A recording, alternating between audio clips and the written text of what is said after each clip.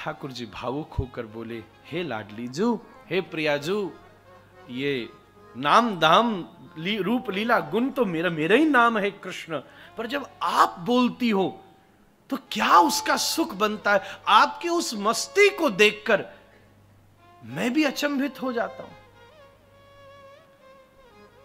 मुझे भी उसका आस्वादन करना है। मैं भी चाहता हूं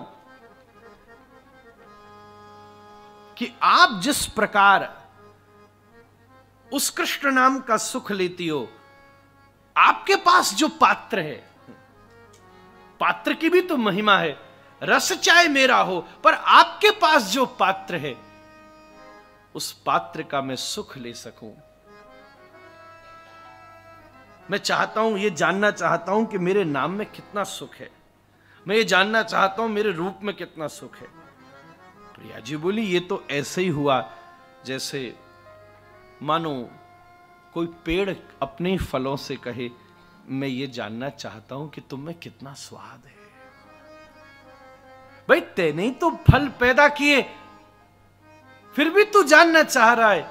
क्योंकि वो पेड़ देखता है मैंने तो लाद रखे हैं, पर जब वो आम गिरता है और सामने चलता कोई राहगीर उस आम को खाता है तो उसकी चेहरे की चमक उस वृक्ष को आनंदित कर देती है और उसके मन में लालसा जगती है, काश मैं भी ऐसा फल खा सकूं। ये तो ऐसी ही बात हुई श्याम सुंदर, जैसे मानो बर्फ के पर्वतों ने बहती हुई नदियों से कहा हो, हे नदियों कभी मेरी प्यास भी बुझा जाओ।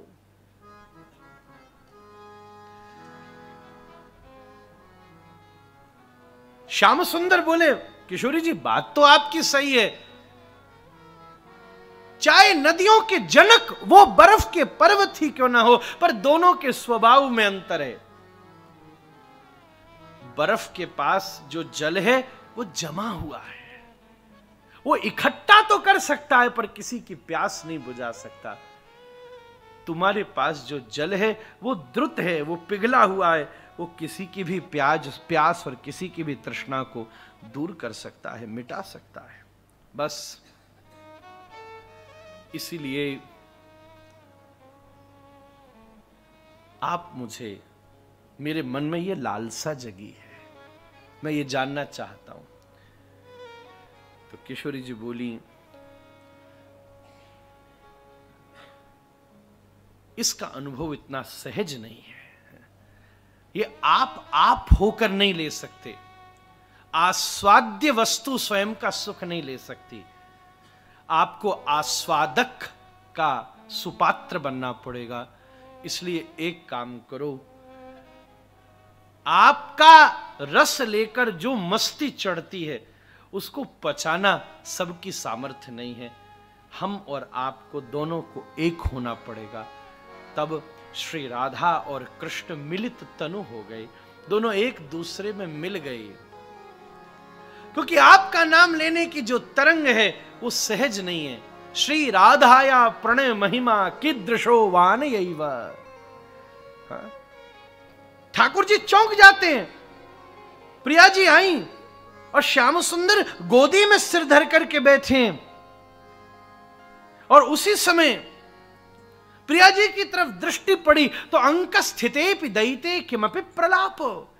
प्रिया जी ये सोचने लगी कि अभी तो श्याम सुंदर यही है, पर जब थोड़ी देर में ये चले जाएंगे तो मेरा क्या होगा। ये विरह ने उस संयोग को ऊपर से ढक लिया और रोती हुई अश्रुपात करती प्रिया जी कृष्ण कृष्ण कृष्ण कृष्ण पुकारने लगी। श्याम सुंदर उठ करके देखते ये क्या है, और जैसे ही प्रिया जी की आंखों में देखा, जैसे कोई नाई के यहाँ बाल कटाने जाए तो उसके सामने उसे एक और शीशा दिखता है पीछे वाला, उसमें वो भी बैठा दिखता है, उसके अंदर फिर एक और शीशा दिखता है, फिर वो बैठा दिखता है, फिर उसके अंदर एक और शीशा दिखता है, फिर वो बैठा दिखता है। ये कहाँ तक हो सकता है, इसकी कोई गणित नहीं उठाई जा सकती। बस उसी प्रकार श्याम सुंदर प्रिया जी की आंखों में झांकते हैं तो उन्हें एक और बैठे कृष्ण दिखते हैं। वो कृष्ण एक दूसरी प्रिया की आंखों में झांक रहे हैं जो उसी आंखों के अंदर बैठी है। जब वो देखती है तो उसे तीसरे कृष्ण दिखते हैं। वो तीसरे कृष्ण तीसरी प्रिया की आंखों में झांकते हैं तो चौथे कृष्ण दिखते हैं। चौथे कृष्ण जब चौथी प्रिया की आंखों में झांकते हैं तो पांचवें कृष्ण दिखते हैं। ये कहां तक बढ़ जाता है कोई नहीं जान पाता।